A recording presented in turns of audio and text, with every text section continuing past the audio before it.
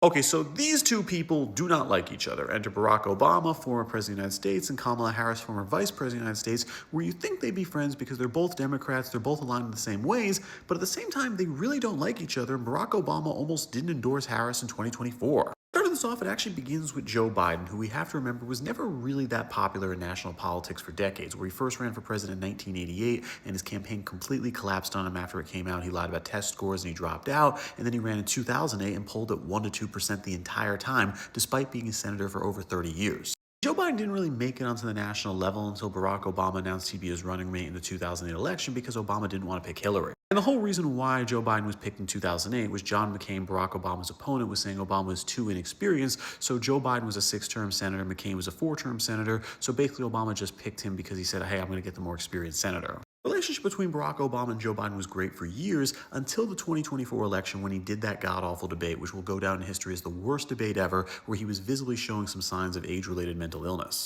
When that happened, these three people right here, not this guy, Barack Obama, Chuck Schumer, and Nancy Pelosi, got together to tell Joe Biden he absolutely cannot be the nominee. He's going to get creamed.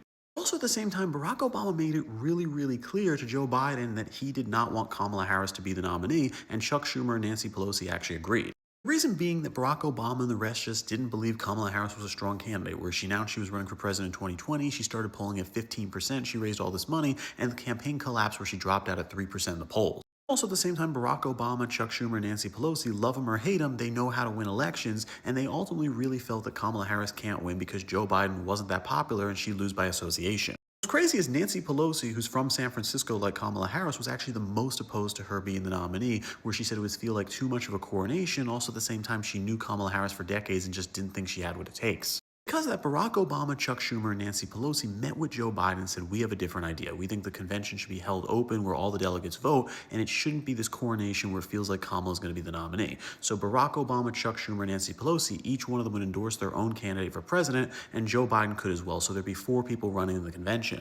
It's never been officially been reported who Barack Obama wanted. It was very clear he didn't want Gavin Newsom, or he felt he was too California to win the mainstream. And most people think Barack Obama was really interested in the idea of endorsing Gretchen Whitmer, the governor of Michigan, to be the nominee and maybe having Pete Buttigieg as VP. The problem was Joe Biden was angry. He felt betrayed by his friends in the party. He felt like he shouldn't be kicked out of the election. So when he realized he had to leave because all of his support was going to be pulled, he decided to drop out, but then immediately endorsed Kamala Harris, basically sewing up the election for her in a coronation. This really pissed off Barack Obama because he never thought Kamala Harris had a chance of winning. He thought the strategy of an open primary in the convention was going to work, and also at the same time he felt betrayed by Joe Biden and Kamala Harris, so he waited over a month to actually endorse her after she got the delegates. So yeah, Obama's not endorsing Kamala in 2028, and with that I'm Charles Pearl, Red Blue News, subscribe to learn something.